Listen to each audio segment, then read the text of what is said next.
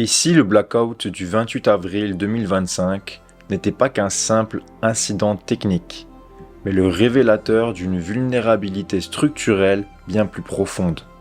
Dans cet épisode, nous allons explorer les connexions entre la fragilité énergétique européenne, certaines décisions politiques apparemment irrationnelles comme la mise à l'écart du nucléaire ou la fermeture de barrages hydroélectriques, et une dynamique plus globale, celle d'un capitalisme contemporain capable de transformer la crise en levier stratégique. Car les crises, bien qu'on les présente souvent comme imprévisibles ou accidentelles, ne surgissent pas toujours de nulle part. Elles peuvent être déclenchées, instrumentalisées ou simplement tolérées pour mieux redéfinir les rapports de force. Or, si l'on adopte une lecture dialectique du capitalisme libéral, on comprend qu'il ne fonctionne pas comme un système linéaire de croissance continue, mais comme une alternance cyclique entre phases d'expansion et moments de crise, souvent des crises de surproduction. Ce sont précisément ces phases de rupture qui permettent les grandes reconfigurations du pouvoir, les concentrations d'actifs et les basculements de trajectoire. Le club de Rome, la financiarisation de l'énergie,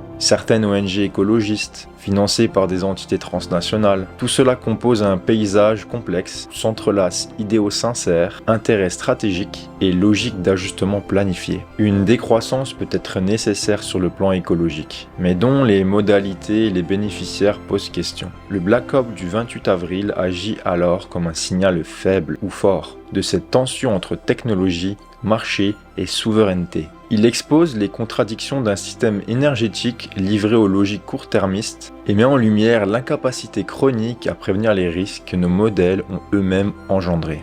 Dans cet épisode spécial, nous allons prolonger notre analyse critique à partir de données concrètes, de schémas explicatifs et d'exemples rigoureux. L'objectif, expliquer une crise complexe de façon claire et accessible, sans perdre la richesse de l'analyse. Et pour cela, il faut d'abord revenir sur ce qui s'est réellement passé ce 28 avril. Lundi 28 avril 2025, à 12h33. Une panne d'électricité d'une ampleur inédite frappe la péninsule ibérique et une partie du sud de la France. Dès 12h20, des oscillations anormales sont détectées sur le réseau espagnol. Les conséquences sont immédiates et massives. Arrêt complet du trafic ferroviaire, annulation de vols, paralysie des services de communication, dysfonctionnement des feux de signalisation. Dans les hôpitaux, cabinets dentaires et commerces, l'électricité se coupe net, laissant des millions de personnes en difficulté. Selon Red Eléctrica, gestionnaire du réseau espagnol, la panne est liée à une déconnexion brutale entre deux centres de production dans le sud-ouest du pays. Le facteur déclencheur semble être une perte soudaine de production solaire, potentiellement provoquée par un passage nuageux dense ou une désynchronisation technique. L'électricité ne se stocke pas à grande échelle à bas coût. Le réseau repose donc sur un équilibre permanent entre production et consommation. Sans tampon global, tout déséquilibre provoque des conséquences immédiates. Le réseau européen fonctionne à une fréquence nominale de 50 Hz. Trop de production et la fréquence monte. Pas assez, elle chute. Si la déviation est brutale, les protections automatiques s'activent. Coupure, délestage, voire effondrement. C'est là qu'intervient l'inertie, principalement apportée par les machines tournantes des centrales thermiques, nucléaire, gaz, charbon. Ces turbines, couplées à des alternateurs mécaniques, stabilisent les fluctuations. En France, 58 réacteurs nucléaires offrent une inertie massive. Le 28 avril, l'Espagne n'en avait que 4 en service, soit très peu de moyens pour revenir à une fréquence de 50 Hz. Mais pour comprendre ce qui s'est vraiment joué ce jour-là, il faut revenir au fil des événements, minute par minute. À 12h20, Red Eléctrica détecte des oscillations anormales. À 12h33, la fréquence chute sous un seuil critique. Résultat, blackout généralisé dans la péninsule. D'après les données disponibles, au moment de l'incident, la demande électrique s'élevait à 25 MW.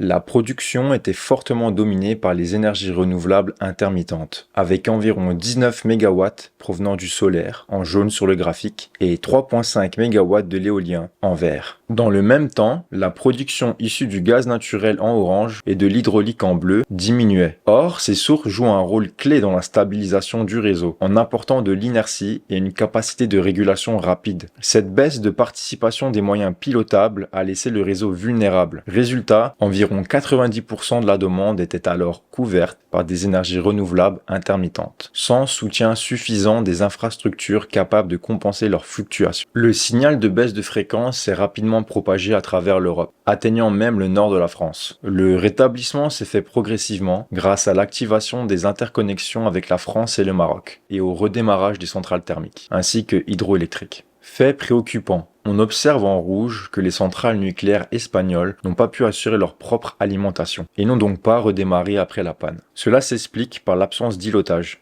C'est la capacité d'une centrale nucléaire à se dissocier du réseau en cas de panne généralisée pour fonctionner de manière autonome, uniquement afin de maintenir ses systèmes de sécurité sans injecter d'électricité ailleurs. En l'absence de ce mécanisme, les réacteurs ont subi un arrêt complet et les systèmes de refroidissement ont dû être alimentés par des générateurs diesel pour éviter une catastrophe nucléaire secondaire.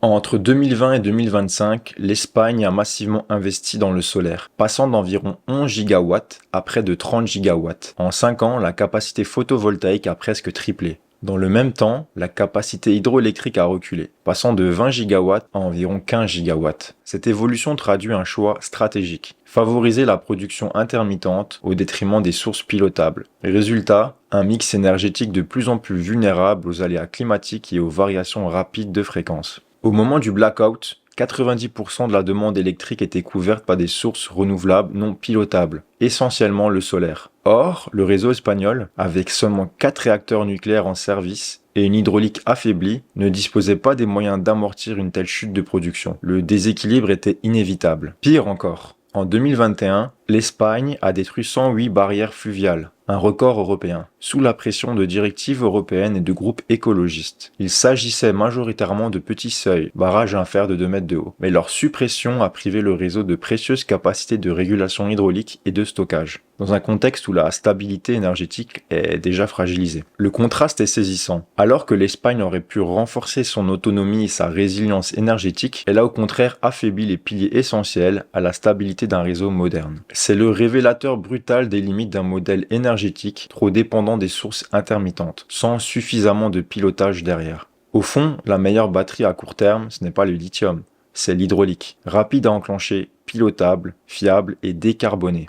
Et pourtant, les Espagnols ont scié la branche sur laquelle reposait leur propre stabilité réseau. Mais attention, ce ne sont que des hypothèses de travail, pas des vérités définitives. Mais elles ouvrent une question essentielle. Sommes-nous réellement en train de bâtir un système énergétique stable et cohérent ? Car derrière les choix technologiques, c'est toute une architecture de pouvoir qui se dessine. Ce blackout agit comme un révélateur géopolitique. Il rappelle que l'énergie n'est pas qu'une variable économique ou environnementale, mais une question de puissance et de souveraineté. Quand un État ne peut plus garantir la stabilité de son approvisionnement électrique, il met en péril son économie, sa sécurité et sa crédibilité internationale. Par ailleurs, la nécessité de recourir à l'aide d'États voisins, ici la France et le Maroc, souligne à quel point l'interconnexion peut devenir une dépendance stratégique. Une dépendance qui peut être un levier diplomatique, mais aussi une vulnérabilité, notamment en cas de tensions géopolitiques croissantes ou de guerre économique. Mais au fond, à qui profite cette crise ? Et surtout, qui porte la responsabilité de ce désordre énergétique ? Ce n'est certainement pas le citoyen, ni les petits producteurs, ni même les États qui tentent, parfois maladroitement, de retrouver une forme de souveraineté énergétique. Mais si l'on observe attentivement, certains acteurs tirent parti de cette instabilité.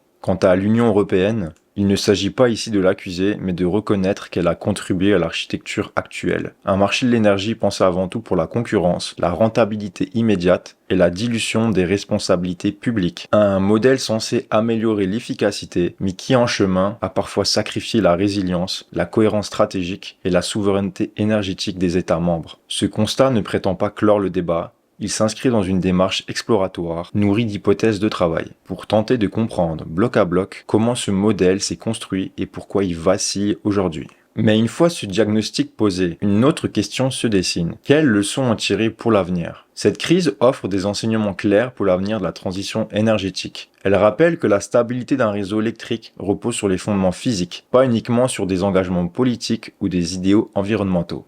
L'intermittence que proposent les sources d'énergie renouvelables ne sont pas un problème en soi, mais elles exigent des contreparties. Sans cela, chaque avancée technologique peut devenir un facteur d'instabilité. La sécurité énergétique passe donc par une redondance assumée, une diversité des sources et la capacité de réagir rapidement à une chute de fréquence. Parmi les modèles existants, certains offrent des points de comparaison intéressants. Non pas à idéaliser, mais à interroger. C'est le cas du Québec, dont la trajectoire énergétique mérite d'être brièvement explorée, sans prétendre ici en faire une analyse exhaustive. Le Québec incarne une singularité énergétique, avec plus de 95% de sa production issue de hydroélectricité. Il y a un acteur centralisé comme Hydro-Québec. La province dispose d'un réseau résilient, massivement pilotable et doté d'une capacité de stockage mécanique immense via ses réservoirs. C'est un modèle de souveraineté énergétique stable, décarboné et peu vulnérable aux chocs intermittents. Mais ce modèle a aussi ses limites. Concentration des moyens de production dans des zones nordiques éloignées, donc vulnérabilité des lignes de transport. Centralisation du pouvoir de régulation énergétique via Hydro-Québec, ce qui rend ce modèle efficace mais aussi risqué en cas d'erreur stratégique ou de rigidité institutionnelle. Et enfin, une dépendance quasi exclusive à une seule technologie.